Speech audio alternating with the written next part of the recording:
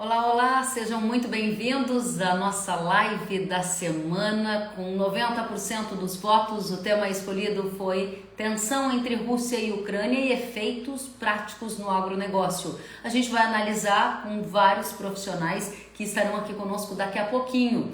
Entre os destaques vão estar a formação de preços de fertilizantes, a formação de preço de milho, de trigo, de petróleo e ainda, será que a gente está mais próximo ou mais distante de uma guerra entre a Rússia e a Ucrânia?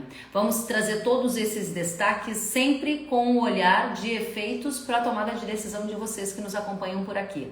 Além disso, todo mundo que já enviou perguntas ao longo da semana vai ter as perguntas sendo respondidas aqui pelos profissionais que são os nossos convidados. Claro que nesse comecinho de bate-papo, eu quero saber de onde vocês estão assistindo essa live, quais são as principais dúvidas que querem tirar, e a gente vai colocar aqui o tema da live e na sequência, vocês sabem, a gente já vai chamar os nossos convidados, certo? Pessoal de Gurupi, Tocantins, Vinícius, seja muito bem-vindo. Enquanto eu escrevo, eu também leio, gente. A gente vai fazendo duas coisas ao mesmo tempo. Tensão entre Rússia, de Paraná, Rondônia, por aqui também. Para aí, gente, que a Rússia aqui tá, o corretor tá me derrubando. Vamos lá, um minutinho, Rússia e Ucrânia e efeitos para o agronegócio. Um minutinho que eu já vou ler as mensagens de vocês e na sequência chamar os nossos convidados que eu sei que já estão por aqui. Fixar comentário, tensão entre Rússia e Ucrânia e efeitos para o agronegócio, excelente. Vamos então saudar todo mundo. A Daia de Uruguaiana, Rio Grande do Sul, Outra Gazitanhem de Santos, São Paulo, William de São Luís, no Maranhão, o Igam Muniz de Santa Vitória do Palmar, Rio Grande do Sul, o Lanem Gabriel de Alegre, Espírito Santo, Rafael da Cruz de Curitibano, Santa Catarina, o Sérgio Verli de Formosa do Rio Preto, na Bahia, a Tárcia de Querência, Mato Grosso, Carla Rossato de Sertanópolis, Paraná, o Carlos Maier de Silvânia, Goiás, o Júnior de Alvorada, Tocantins, o Jonas de Itapetininga, São Paulo, o André de Ibiá, Minas Gerais, e essa é a beleza do Brasil inteiro aqui conectado, olha que bacana. Temos Inovagre, o Felipe de Sergipe e assim por diante, a gente vai de cada um desses lugares do Brasil, trazendo o pessoal de Mato Grosso do Sul, Dourados, o Danilo, a Fabiana Rocha de Vilhena, Rondônia, o Carlos de Santo Cristo, Rio Grande do Sul, o Carlos Moraes da Bahia, o Jackson de Luiz Eduardo Magalhães, na Bahia, o pessoal do Agro de Piracicaba, São Paulo, a Silva de Maranhão, São Mateus, Maranhão, e assim por diante. Que satisfação estar com todos vocês aqui ao vivo. Eu já adianto, live vai ser sensacional. Temos muitas perguntas boas que vocês já enviaram e profissionais de alto nível para começar essa conversa conosco. Vamos recebê-los então? Vamos já aqui fazer o convite para os nossos convidados. Eu já vejo aqui o Enio Fernando. Vamos aqui chamar também a BMJ. Um minutinho. E a Agriinvest, que também vai entrar conosco. Eu já vou cumprimentá-los. Eu não vejo ainda quem entrou. Vou pedir um minuto. Quem entrou aí? Vamos ver se eu consigo adivinhar, porque eu não estou vendo. Vamos ver se tem alguém. Ah, Enio Fernandes, é você? Seja muito bem-vindo. Prazer estar com você de novo, Kevin. Prazer estar com todos. Que alegria, faz tempo que a gente não se via, muito bacana encontrá-lo novamente, obrigada pela oportunidade. Acabamos de receber também o Jefferson, seja muito bem-vindo, Jefferson da Agriinvest, muito boa noite.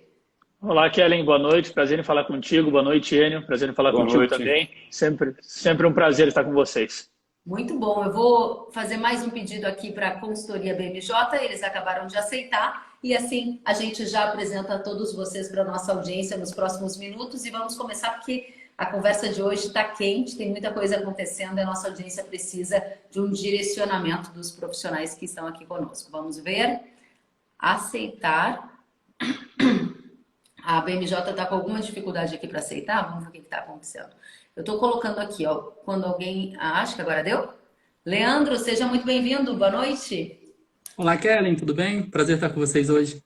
Muito obrigada. Então, estamos em centenas de pessoas já conectadas. Quero apresentar a todos Enio Fernandes, que é consultor da Terra Agronegócio. Seja muito bem-vindo. O Jefferson Souza, analista da Agriinvest Commodities. E o Leandro Barcelos. O Leandro é coordenador de Comércio Internacional da BMJ Consultores Associados. Sejam muito bem-vindos. Vamos começar então. Tem muita pergunta, gente, para vocês. E eu vou direto ao ponto, começando com uma pergunta já da nossa audiência, que quer saber, já adianto para vocês, sobre fertilizantes, impacto na logística e quais são os produtos que teriam mais impacto na tensão entre Rússia e Ucrânia para o agro. Vamos começar por aí.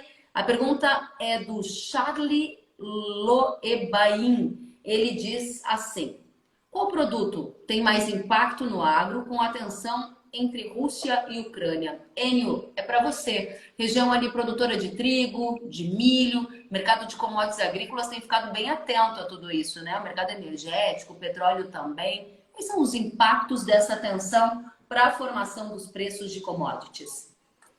Bom, essa pergunta eu vou dar uma ampliada nela, né? Na verdade, todos os mercados vão ser impactados, porque estão todo mundo muito conectado, né? O que acontece com os grãos reflete no petróleo, reflete nos equities, nas ações. Logicamente, trigo, milho, mercado de fertilizante, todo o mercado de energia da Europa. Agora, a gente tem que entender o seguinte: quando você tem altas nos alimentos, que é ali nos grãos, você tem uma alta, uma puxada na alta da inflação no mundo. Inflação de alimento é muito perigosa, governos são desestabilizados com a inflação de alimentos. Então, quando a gente olha o que está acontecendo na Rússia e Ucrânia, você está mexendo com alimentos e energia.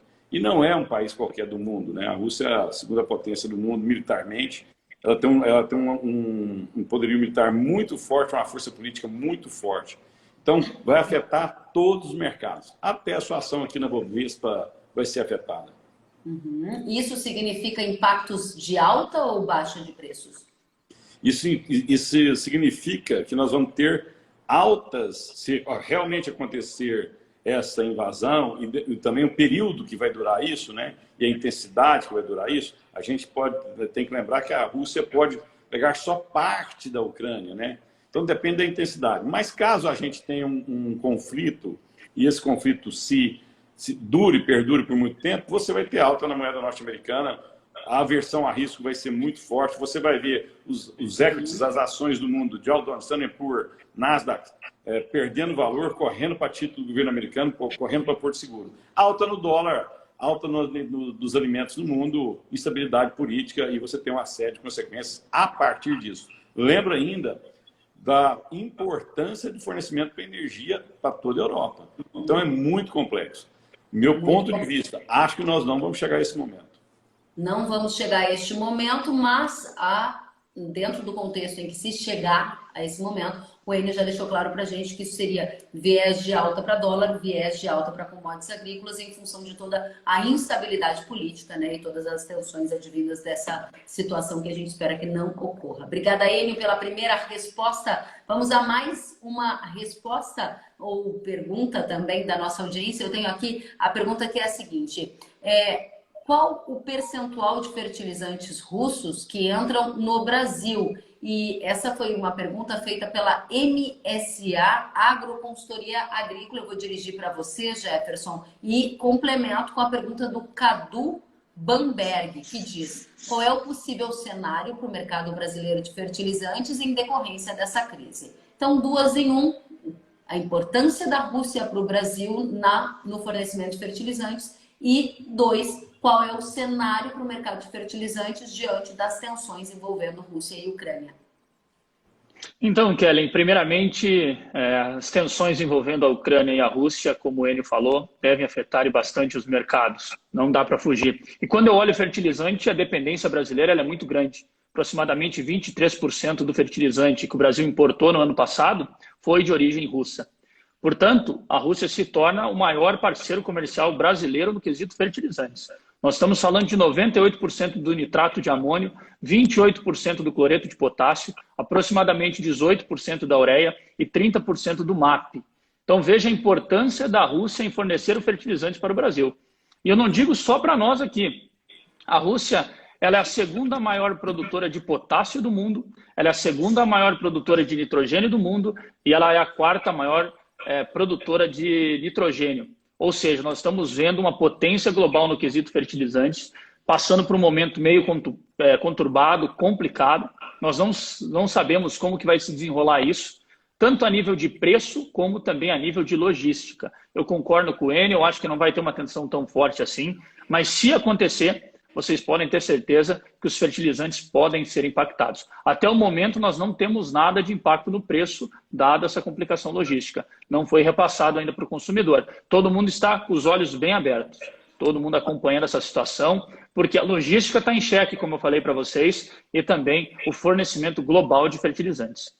Muito bem, então nós temos a Rússia como um dos mais importantes players no fornecimento de fertilizantes para a agricultura brasileira. Os números foram detalhados pelo Jefferson já em resposta para a nossa audiência. Ele também diz que não acredita no agravamento das tensões entre Rússia e Ucrânia, mas num cenário hipotético disso acontecer, teria efeitos naturalmente para a formação de fertilizantes em função das complicações logísticas para abastecimento de todos os países que dependem desses insumos, né? Qualquer incorreção no que eu tiver aqui resumindo do que disserem, por favor, me sinalizem. Vamos adiante, porque a pergunta da audiência está aqui preparada. E aí é uma pergunta super legal também, que veio do Leonardo Pasquale. Eu dirijo a você, Leandro. Ele diz assim, mas afinal, qual é o motivo de uma possível invasão? Interessante, né? Porque a gente passa a trazer para o noticiário toda a atenção, os desdobramentos, mas em algum momento se perde a origem de tudo isso. Conta pra gente, Leandro. Responde o Leonardo Pasquale. Qual o motivo de uma possível invasão? Leonardo, muito obrigado pela pergunta, né? É muito importante mesmo a gente entender o porquê dessa crise, né? Dessa crise com a Ucrânia. Ela não é recente, a gente começou a acompanhar agora, acho que é uma crise que começou em 2021, agora em 2022, mas ela é uma crise que já tem muitos anos, uma crise que vem se agravando, né?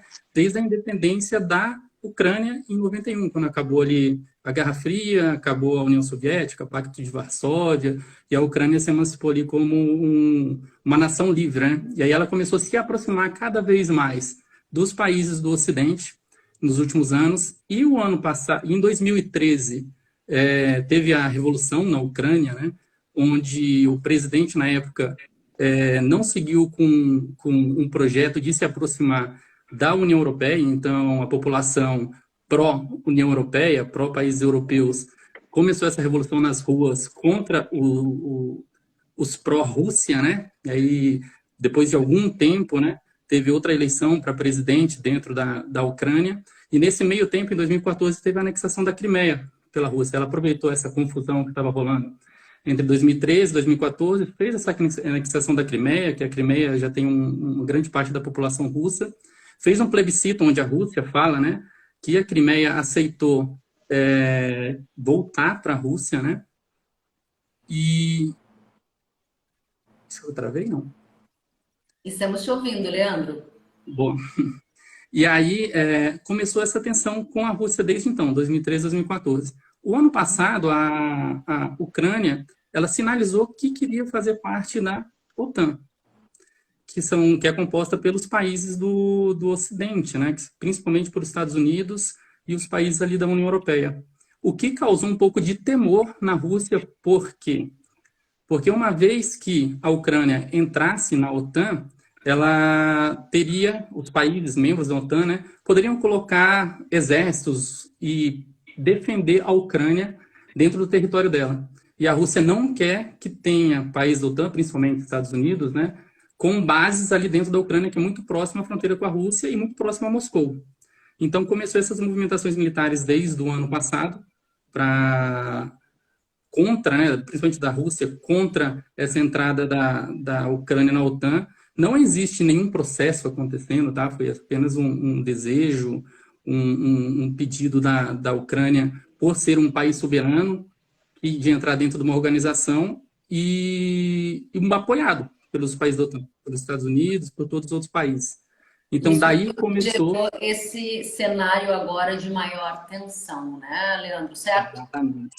Muito bem. Respondemos, então, a pergunta do Leonardo Pasquale. O Leandro trouxe um histórico do que está gerando toda essa situação. E eu, claro, preciso trazer aqui a presença da nossa audiência. Tem muita gente conosco, inclusive membros do governo que estão no Irã. Acabei de ver aqui a mensagem do Magno Moreira dizendo que amanhã a ministra da Agricultura estará no Irã e vai se reunir com empresas brasileiras e exportadores iranianos.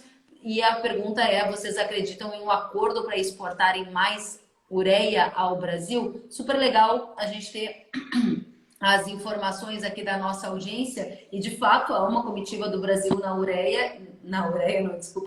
Irã, tratando de ureia. E a pergunta para você, Jefferson, nesse momento, eu vou aguardar um pouquinho, porque vou voltar aqui para o Enio, trazendo os destaques de grãos, e na sequência a gente entra para fertilizantes. Enio, muita gente aqui na audiência tratando de fertilizantes, e uma das questões que a gente quer saber é: o preço do grão vai melhorar a fim de dar um fôlego, dar uma melhora também na relação de troca entre fertilizantes e grãos? Como que você está enxergando o mercado hoje de grãos diante de todo esse noticiário internacional? Preço para a soja já chegou no topo? Vai subir mais? E o preço do milho, do trigo? Vamos ter que dividir essa resposta. Mas antes de mais nada, quando eu falo que eu não acredito num conflito armado entre Rússia e Ucrânia. Quer dizer, se a Rússia entrar, eu não acredito que a OTAN vá defender a Ucrânia. Esse é meu ponto. Porque isso teve um estupim que poderia provocar uma ação que a gente não sabe onde vai terminar. As consequências disso. Bom, voltando diretamente à sua pergunta. Milho, vou falar que o milho está mais fácil. O milho já está em patamares extremamente altos. A cadeia de proteína animal sofrendo bastante, né? Então, o milho pode subir? Pode, mas o risco dele já está muito perto do teto, na minha opinião, está muito próximo. Por quê? Kellen, você viu o dólar oscilar bastante. O preço de milho não mudou no mercado interno. Você está vendo Chicago oscilar bastante. O preço do milho não mudou no mercado interno. O milho está testando até onde se encontra a demanda. Dito isso, eu vou mudar para a soja. Aonde que os preços da soja vão ficar bons? Já estão excelentes, né? A verdade é essa. A relação de troca por fertilizantes mudou muito, não está favorável. Mas quando você olha o valor intrínseco da soja, que a soja é farelo e óleo, ela não tem um valor por si só. Quando você olha o mercado de farelo e o mercado de óleo, as indústrias esmagadoras estão tendo margens, mas começa a limitar principalmente a área de farelo, porque a proteína animal não está conseguindo absorver esses custos. Aí eu vou ter que migrar para o mercado de exportação. O mercado de exportação no farelo, ele não é tão robusto quanto o mercado interno. A gente está com uma boa exportação de farelo, mas quando a gente faz toda a somatória, o mercado interno de farelo é muito importante. Volta no óleo. O óleo nós temos a limitação, que agora mudamos, né, de B13 para B10, os preços de combustíveis estão muito altos, né, e nós estamos indo para um país que vai crescer quase zero no ano que vem. Nós estamos projetando, né, o Fox está projetando, Selic a 12,5%, alguns falam em 13%. Kellen, Selic a 13%, eu congelo a economia, eu retraio a economia, o combustível cai demanda. Isso é intrínseco um no outro. Os dois, a economia retraiu, a demanda de combustível cai. Eu impacto tanto o biodiesel quanto o etanol. Não estou falando que eu não acredito em ralis no mercado de soja. Eu até acredito. Nós vamos ter muita decepção daqui para até abril, com as produtividades em algumas regiões da América do Sul. Principalmente, eu acho que nós estamos subestimando o que está acontecendo na Argentina. E, para o final, o jogo está sendo jogado agora até maio. Por quê? Como nós vamos restringir muitas exportações por preço, né? As empresas vão tentar capturar o máximo de produto agora para fazer os seus budgets até o final do ano ou até elas conseguirem budget de esmagamento ou budget de exportação. O esmagamento, o mercado pode ser mais movimentado lá na frente, que se o produto final paga, ele compra a matéria-prima. Mas a exportação tem que ser jogada agora. Eu não posso esperar setembro para definir. Então, eu acho que nós vamos ter oportunidades, mas não espere que esse mercado vai subir ad eterno, porque quem compra esse produto está dando sinais de fraqueza. Muito obrigada, Enio. E quero aqui fazer uma importante correção, gente. Por algum motivo, eu me confundi com o nome do nosso telespectador aqui, com o nome de um secretário de governo. Então, eu quero pedir desculpa a você, Magno Moreira, que está nos assistindo, que disse que está participando da missão que vai estar amanhã se reunindo com outros membros do governo, está com a ministra, mas não é membro do governo, ele representa as empresas do Brasil nessa missão. Magno, me desculpe pelo erro, desculpe aqui a nossa audiência que nos ouve ao vivo e que também vai acompanhar esse conteúdo pelas mídias sociais, pelos mais perguntas, e eu vou tentar trazer o máximo possível delas. Então, a gente acabou de responder a pergunta do Jefferson Agro BB, que perguntou, né, sobre o impacto na soja, no milho, no trigo, mas ele faz uma correlação com o frete marítimo. Eu vou deixar para a próxima rodada, Jefferson.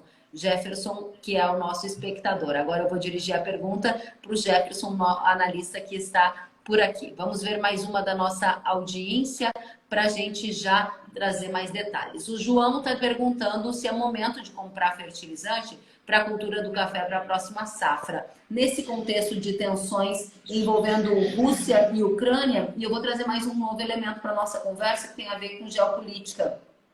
Eu acabei de noticiar, né, no 13 em 1 de hoje, que a BPC, aquela estatal exportadora de fertilizantes da Bielorrússia, ela está com dificuldades para o cumprimento de alguns contratos em função dos desafios logísticos, que são uma consequência das sanções impostas por Estados Unidos e Europa à Bielorrússia. A Bielorrússia também é um importante fornecedor de fertilizantes para o Brasil. Como que isso adiciona um elemento no mercado de fertilizantes para a nossa audiência saber manejar essas informações, Jefferson? Olha, Kelly, é interessante nós dividirmos aí a pergunta do colega em algumas etapas. Primeiro, nitrogênio. Nitrogênio eu estou vendo uma queda importante. Nós estamos falando aí de quase 40% de queda para a ureia num curto espaço de tempo. E por que isso? Um desbalanço entre oferta e demanda. Eu tive um excesso de oferta, inclusive o último leilão da Índia mostrou isso, mais de 3 milhões ofertados, e a Índia comprou ali 1,3, 1,34 milhão de toneladas. Ou seja, o mercado está bem ofertado, a margem da indústria é muito boa hoje. Se nós olharmos, sobretudo, Estados Unidos e Oriente Médio, a Europa ainda sofre bastante com a margem da indústria de fertilizantes pelo preço do gás natural. E aí é um ponto importante ligado ao quê? Essa tensão envolvendo a Rússia e a Ucrânia. A Rússia tem uma participação gigantesca no fornecimento de gás natural. E a indústria de fertilizantes ela precisa do gás natural para produzir amônia, e a amônia, por sua vez, vai ser utilizada para produzir os demais fertilizantes. Então, nós começamos por aí. Pelo momento, a ureia está caindo. Essa semana, inclusive, eu vi mais quedas para o nitrogenado. O ponto de atenção está lá na fronteira da Ucrânia com a Rússia. Se tiver um problema mais sério, uma invasão, quem sabe, aí o preço do gás natural pode explodir de volta e a ureia pode ser impactada. Ou seja, mudamos de volta o cenário. Para fósforo e potássio, as coisas são um pouco diferentes. Eu vejo um cenário mais apertado daqui para frente. Primeiro, olhando fósforo, a China está ausente do mercado desde o dia 15 de outubro. Nós conversávamos ano passado, falando já dessa notícia. A China deixa de exportar fertilizantes fosfatados, alguns nitrogenados, e também uma questão envolvendo o quê? Um problema lá que ela teve ano passado de energia. Nós falávamos isso, inclusive, no final de 2021. Quando ela vai voltar? Uma boa pergunta. O mercado está atento a isso. Até agora eu não vi nenhuma sinalização. Ela é a maior exportadora e produtora de fósforo do mundo. Sem a China no mercado, é difícil pensar em queda para fósforo, de um modo geral. MAP, DAP, super triplo, super simples. Nessa semana, inclusive, pelo meu balanço, pelo que eu estou acompanhando, o MAP vai subir uns $30. Então, eu já estou vendo o MAP a $890 custo de frete Brasil. O mesmo MAP que na semana passada eu negociava a 850, no caso o importador. Ou seja, estamos vendo aumento por aí já, até mesmo rumores de dificuldade de comprar produto, produtores tendo essa dificuldade na ponta, sinalizando que o mercado está apertado para o fósforo. Quando eu olho o potássio, como você falou, a BPC vem com essa notícia, o último elo de ligação que a gente está observando. Realmente, já o mercado precificou isso, uma boa parte.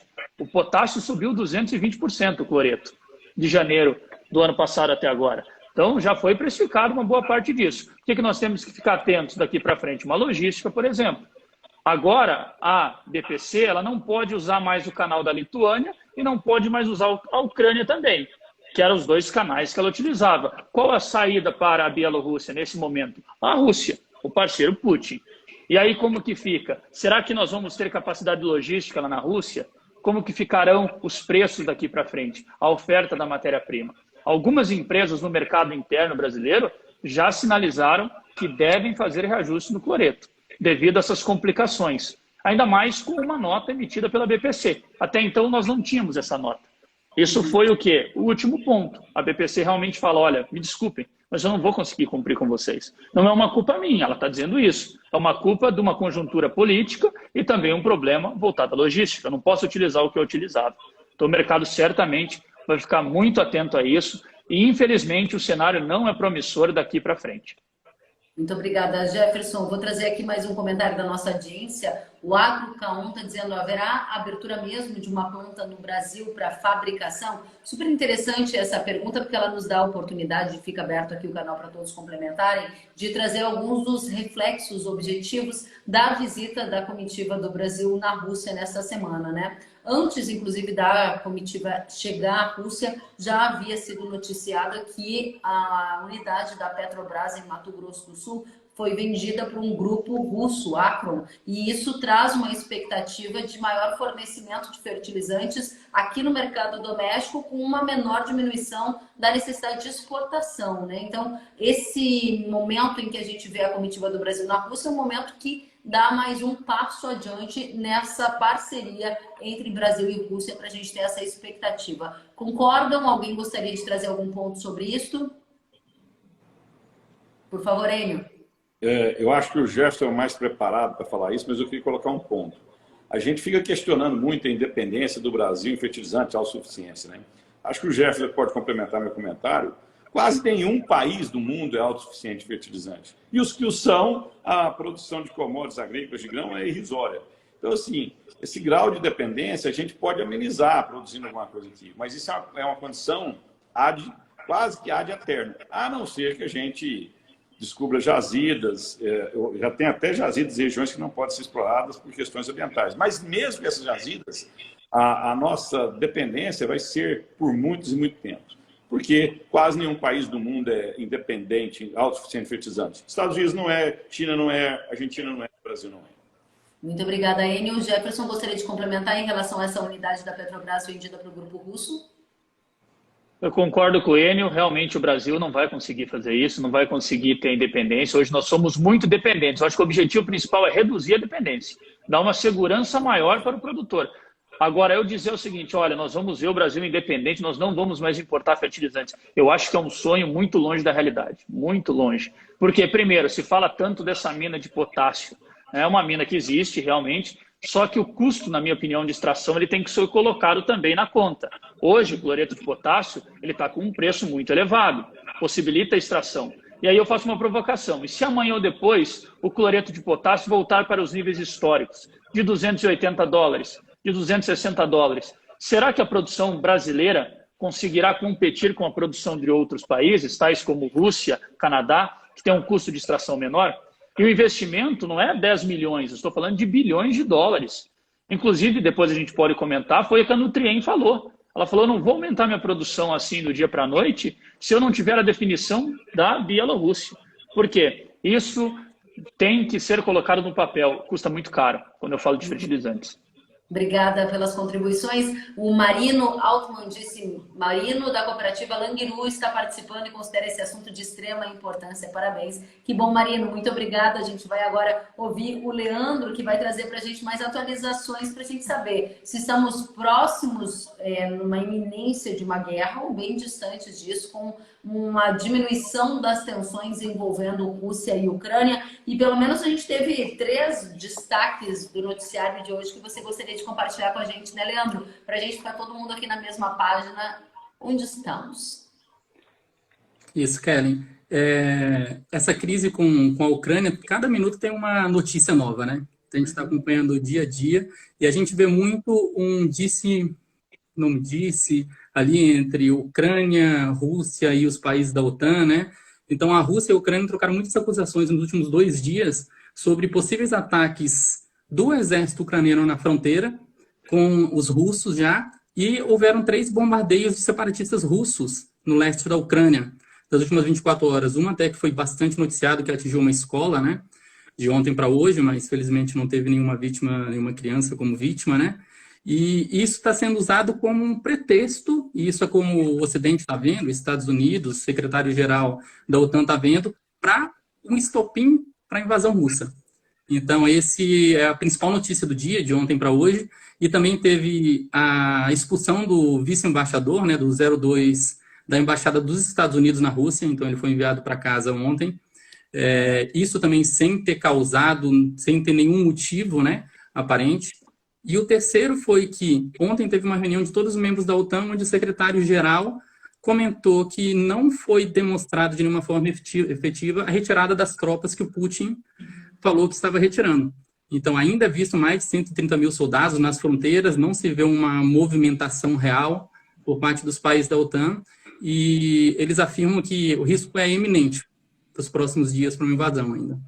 É uma guerra de narrativas, né, Leandro? E a gente fica aqui, enquanto espectadores, tateando para não se confundir nesse ruído todo e deixar de perceber o sinal que é para onde as coisas estão indo. A sua visão como um profissional que trata de relações internacionais é que a gente está num ambiente muito ruidoso, mas distante de uma guerra, ou estamos num ambiente ruidoso e próximo de uma guerra? É uma análise que a gente vem fazendo também a cada semana e com as peças mudando ali dentro do tabuleiro, né?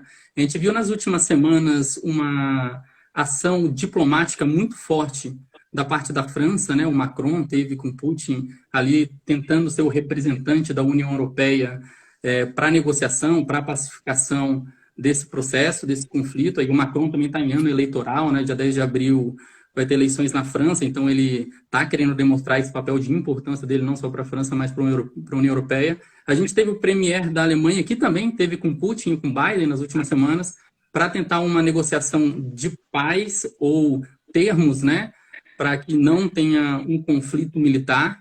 E ontem à noite também teve uma ligação do próprio premier alemão com o Biden para conversar sobre a conversa que ele teve com Putin, comentando que sim, existe ainda o risco de invasão próximo, mas que o Putin se comprometeu, né, a buscar todas as formas diplomáticas para que isso não aconteça nos próximos dias. Então, eu acredito ainda que vai ser, que a gente ainda vai ficar nessa fase de negociação, ainda tem muitos atores conversando. Não deve ter uma invasão nos próximos dias. Muito obrigada, Leandro, pela resposta. O Ralph Juan disse, parabéns pelo debate. O Márcio está nos assistindo direto de São Alberto, no Paraguai. Muito obrigada a todos. A Roberta Marquesa está dizendo que ela acha que esses rumores de guerra são pura jogatina para onerar o agronegócio mundial, sabendo da dependência de grande parte dos países produtores de alimento. Obrigada a todos pelos comentários que estão aqui trazendo para o nosso debate. Enio, gostaria de saber na sua avaliação, resgatando um ponto que você trouxe lá nas primeiras abordagens que fez sobre efeitos, né, em câmbio, em preço de commodities agrícolas, e você mencionou o fator dólar. As indicações do Banco Central dos Estados Unidos, Federal Reserve, de que uma alta de juros lá está bastante próxima, deve mexer na tendência de preços para soja, para milho, para dólar, para petróleo, no curto espaço de tempo, e mexer de qual maneira? Bom, essa pergunta é extremamente importante porque, no final do dia, o Banco Central dos Estados Unidos é o Banco Central do mundo. Ao Banco Central dos Estados Unidos subir a taxa de juros dele, todos os outros bancos centrais do mundo precisam subir suas taxas de juros. Por quê? Porque senão o dólar sai desses países e volta para o berço americano, o Treasury americano, o título mais seguro do mercado. Isso gera inflação nesses países. Logicamente, com inflação, você afeta toda a economia, você diminui a pujança da economia. Impacta diretamente biocombustíveis, impacta petróleo, impacta todos os setores, impacta as bolsas. Você tem menos recursos aplicados em variável e vai muita gente com renda fixa. Lembre, se você tem uma capacidade de captação nos Estados Unidos hoje, você pega dinheiro a 0,25%, 1% ao ano e aplica no Brasil a 10,75%, você pode chegar no final do ano com 13%. O dinheiro não é seu. Eu pego do governo americano, aplico aqui e só faço essa arbitragem. Ganho 10%, 11%, 12%.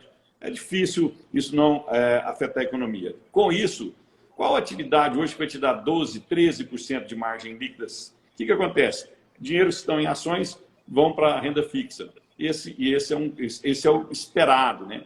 Só que nós temos que fazer alguns parênteses. Quando eu tenho escassez de um produto, essa regra não é tão séria. Ela demora um pouco a acontecer. Se nós realmente tivermos uma grande escassez como exemplo, óleos vegetais, soja. Logicamente, ela pode dar uma acalmada, pode dar uma reduzida, mas essa queda nas cotações vai ser muito mais amena. Por quê? Eu preciso de preço alto na soja para assassinar a demanda. O preço alto mata a demanda. Ele vai tirando os menos competitivos, sobra soja para os mais competitivos.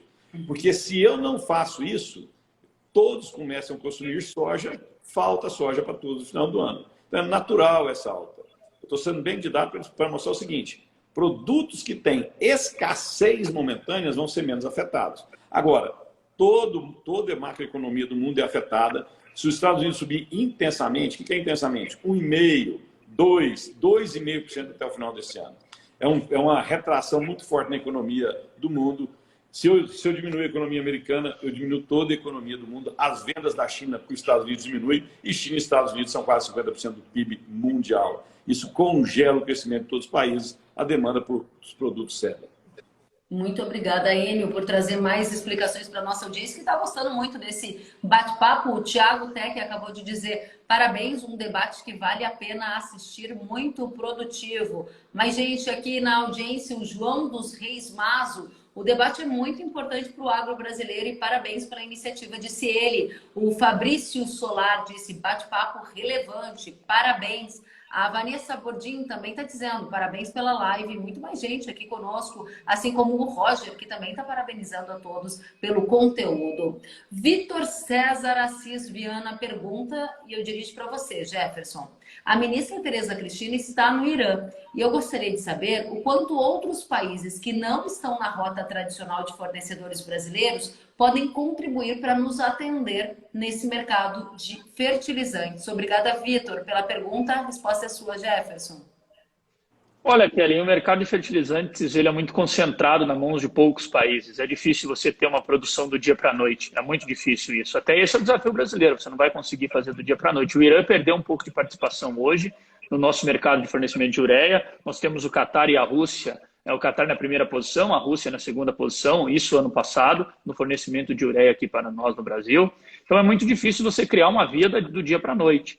Né? Inclusive pensando nos outros fertilizantes, como no caso fósforo e potássio, são reservas. Eu não consigo fazer reservas. A geografia já fez, eu não consigo, a geologia, melhor dizendo.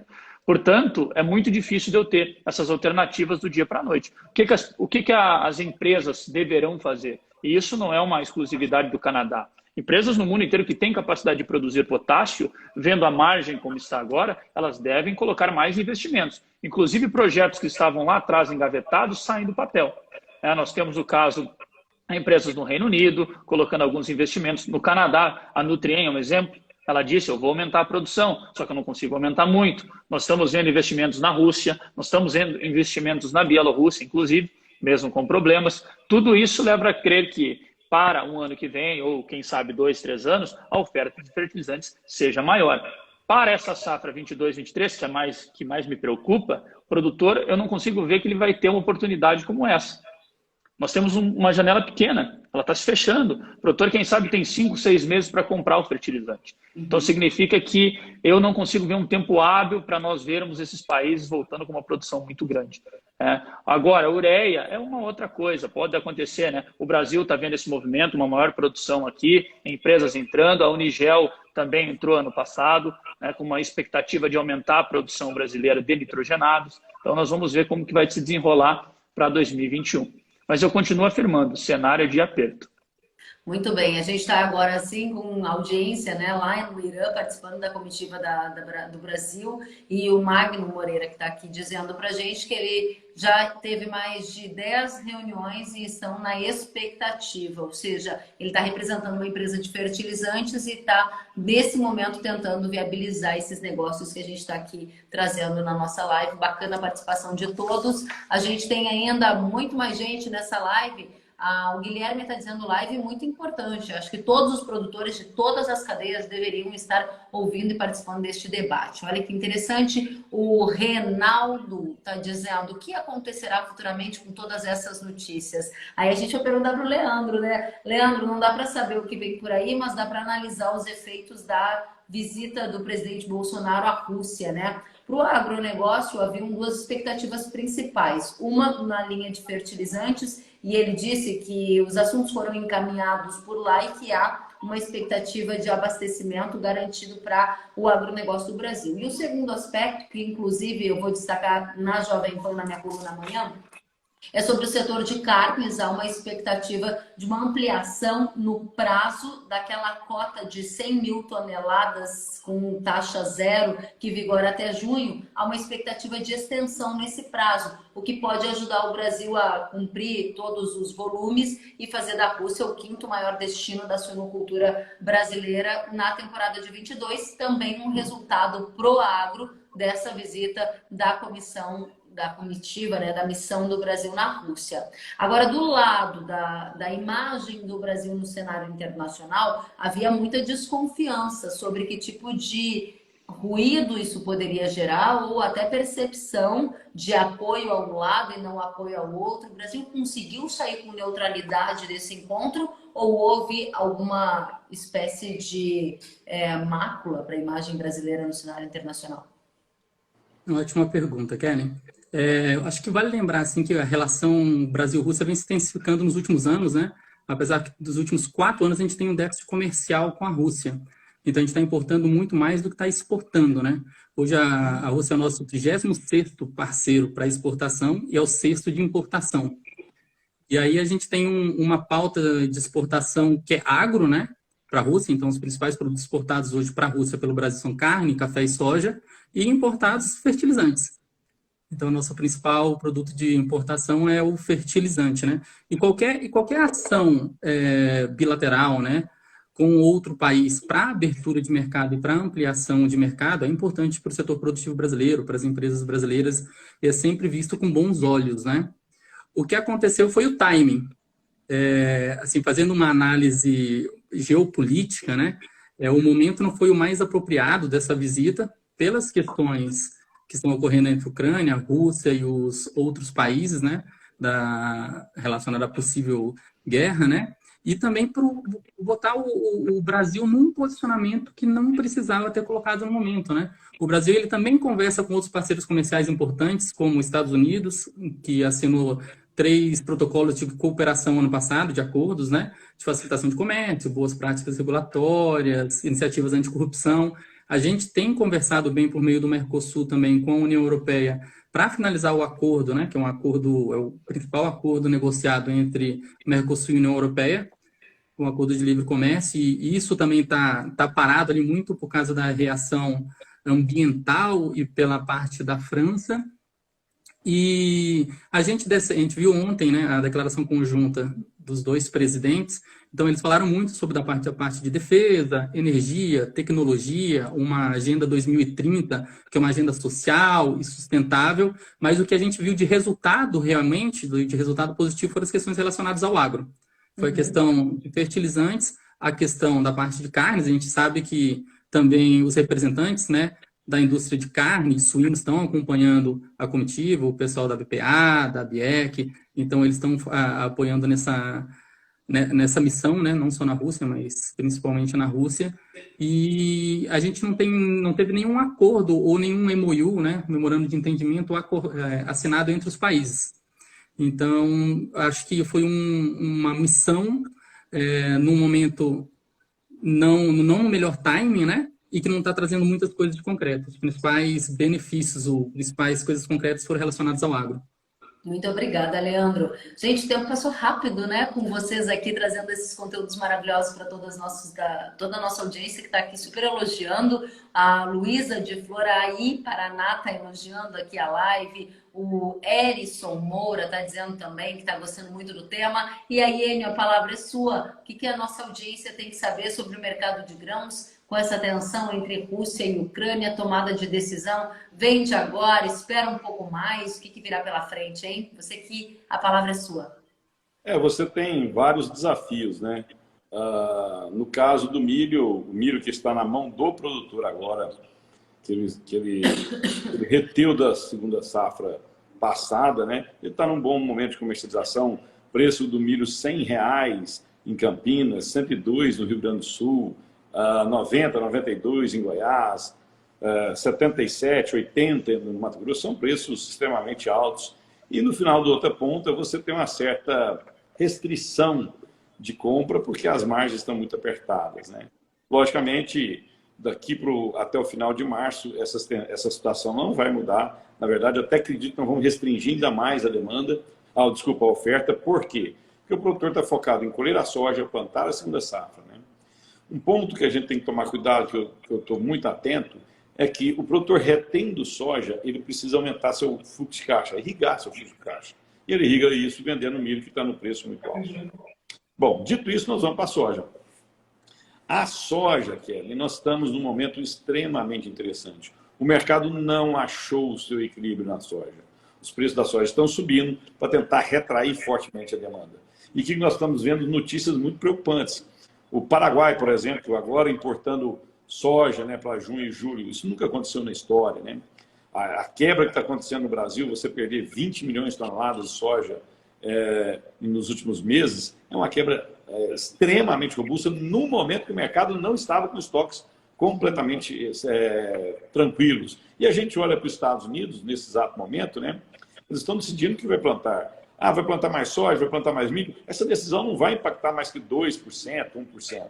Então, a oferta de que vem dos Estados Unidos, a gente tem aproximadamente o tamanho, se tudo correr bem.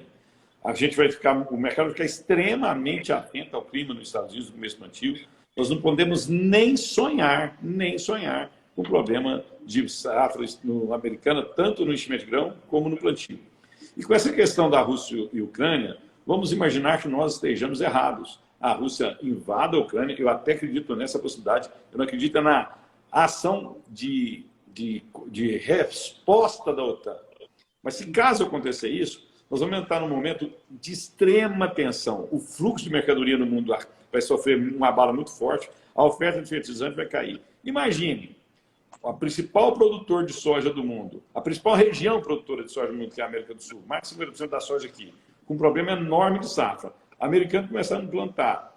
E você tem um contrafluxo, uma dificuldade de fluxo de insumos, tanto fertilizante quanto agroquímico, a situação pode ser gravíssima. Você não tem como mensurar isso. O que o mercado está fazendo? Ele está testando aonde vai encontrar o equilíbrio dessa demanda. Por que eu falo que ele não sabe? Se você olhar o que aconteceu nessa semana, testamos a resistência, fomos lá a $16 por bushel, não quebramos, hoje quebramos e depois voltamos, estamos testando essa resistência de $16 por bushel, mas voltamos também a buscar suporte de 15, 50 bushel points nessa semana. O mercado deu uma volatilidade muito alta, tentando achar o momento que você estanca a demanda. Só que até agora, o que está saindo do campo, essa safra atrasada, line-ups altos, as indústrias esmagadoras com margem ainda, a gente ainda está vendo a demanda persistente. Por isso que eu falo que os próximos 2, 3 meses vão ser extremamente importantes. Acredito que os melhores momentos de comercialização vão ser no primeiro semestre. Agora, qual vai ser o preço teto? Infelizmente, eu não sei.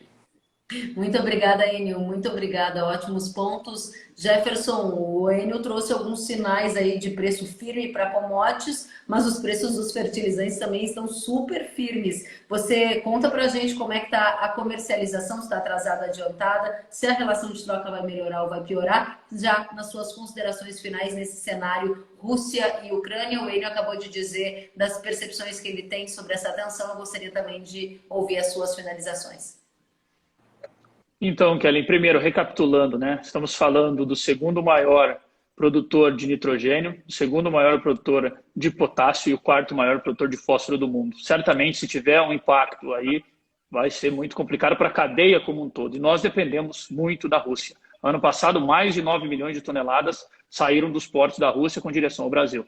Essa dependência é muito grande e pode gerar complicações, além do que os vizinhos, os bielorrussos, estão com os problemas deles também. Ou seja, eu estou falando aí de uma grande parte do cloreto de potássio que o Brasil consome. E nós sabemos que para a soja é extremamente importante. E olhando a comercialização, eu estou com 55% mais do Mato Grosso comprado. Ano passado, nessa mesma época do ano, eu estava com 65%. próximo a 70 até mesmo, posso dizer dessa maneira. Por quê? A relação de troca era muito boa. A relação de troca era convidativa, perto de 15 sacas no Porto, no Mato Grosso 17 sacas para 1 tonelada de KCl. Hoje a relação de troca está em 30 sacas. Ou seja, eu quase dobrei. Em alguns momentos aí, eu tive mais ou menos 140% de aumento na relação de troca, em relação ao ano passado. Só que de novembro para cá, eu estou vendo que é um movimento de queda para a relação de troca. Aumento do poder de compra do produtor. E por quê? Pelo que o Enio falou. A soja está valorizando, está fazendo com que a relação de troca do produtor melhore. Não é que o fertilizante está caindo, não. O fertilizante está estável desde outubro. Todo mundo assistindo essas complicações. Mas a soja, ela se valorizou. Isso melhorou a relação de troca e fez com que o produtor saísse de 33 sacas, mais ou menos no Porto de Paranaguá, para 27 agora. Se nós levarmos para o Mato Grosso, que é uma realidade um pouco diferente, nós estávamos falando em 40 sacas no mês de novembro e agora eu estou falando em 30 sacas. Ou seja, eu tive aí uma queda importante na minha relação de troca. 30, 31, depende aí da negociação do produtor, do que ele vai encontrar no mercado. Ou seja, quem sabe esse momento pode ser algo importante para ele dizer, olha, vou me posicionar em um tanto. Já que eu estou vendo uma tensão lá do lado do produtor do leste europeu, tanto na Rússia como na Bielorrússia, por que não tomar uma posição? Até mesmo garantindo a sua safra 2022-2023. Não podemos afirmar que vai realmente explodir o preço, mas hoje os fundamentos, infelizmente, estão tendendo para um cenário de alta daqui para frente. Infelizmente, é esse o cenário. Muito obrigada, Jefferson, pelas colocações super importantes. A nossa audiência está demais apreciando aqui as contribuições de todos vocês. A gente acabou de receber mensagem do Renho, não vou saber dizer o sobrenome dele, mas ele está dizendo parabéns. O Aparecido está dizendo parabéns, está muito bom. O Neander também está dizendo lá de Ponta Grossa, Paraná, que está uma ótima live. O Matheus está dizendo que está sensacional. Ele está direto de Rio Azul, no Paraná. E não deixem de enviar para a gente a cidade de onde vocês estão nos assistindo e o estado, porque a gente gosta muito de saber. Para fechar, Leandro, é com você. O que podemos esperar da geopolítica mundial nos próximos dias? Efeitos no agro? Qual é a sua visão que vem por aí? Acho que nos próximos dias a gente tem que observar, como a gente tem observado nos últimos dias, né? Como eu comentei um pouco mais cedo, tem algumas peças ainda a serem jogadas ali pelos países para evitar um conflito armado, né, que possa ir afetar na cadeia de fornecimento de insumos e principalmente afetar o agro brasileiro. Hoje mesmo o Blinken, secretário de Defesa, esteve no Conselho de Segurança da ONU e colocou que é necessário que se esgotem todas as possibilidades de negociações diplomáticas. Então, eu acredito ainda que a gente possa evitar esse conflito, que a gente possa ter essa retirada realmente, diminuir essa tensão e que isso não afete, né, o agro brasileiro, o agro, na verdade, a cadeia de insumos globais, né, como nossos colegas aqui já falaram, afetaria diretamente a produção brasileira. Muito obrigada, Leandro, pela presença, pelas contribuições super importantes. Respondendo aqui ao Rômulo Baruch, que perguntou, vai ficar gravada a live onde podemos ver de novo? Sim, a live vai ficar gravada já no feed do meu Instagram e ela vai ficar também disponível ainda hoje em todas as plataformas de podcast. Vai também para o Facebook e vai também para o YouTube. Então, vocês vão poder ouvir novamente, tomar nota e capturar mais detalhes das informações dos nossos especialistas aqui presentes. Quero dizer que muita gente está aqui elogiando o trabalho de vocês. A Rayun Raya, muita informação importante, está dizendo ele direto de Tocantins. Mais gente aqui de Espumoso, Rio Grande do Sul, o Benini, o Otávio de Araguari, Minas Gerais, o Fabrício de Jataí, Goiás. Agrofield está dizendo parabéns, excelente live, direto de Piracicaba, São Paulo. O Sandro de Frederico Westphalen, no Rio Grande do Sul, dizendo que a live foi super esclarecedora e assim por diante, gente. Olha só, muita gente aqui elogiando o trabalho de vocês. Parabéns, obrigada Enio, obrigada Jefferson, obrigada Leandro e obrigada a centenas de pessoas que ficaram aqui 1 hora conectadas conosco ouvindo esse debate de alto nível. 90% dos votos para esse tema, assunto escolhido pela audiência, está entregue. A gente se vê na próxima semana em mais uma super live. Fiquem bem. Obrigada a vocês, meus companheiros aqui de live. Obrigado, meus companheiros de live do lado daí. Até a próxima. Tchau, tchau. Obrigado, pessoal. Obrigado. Obrigado.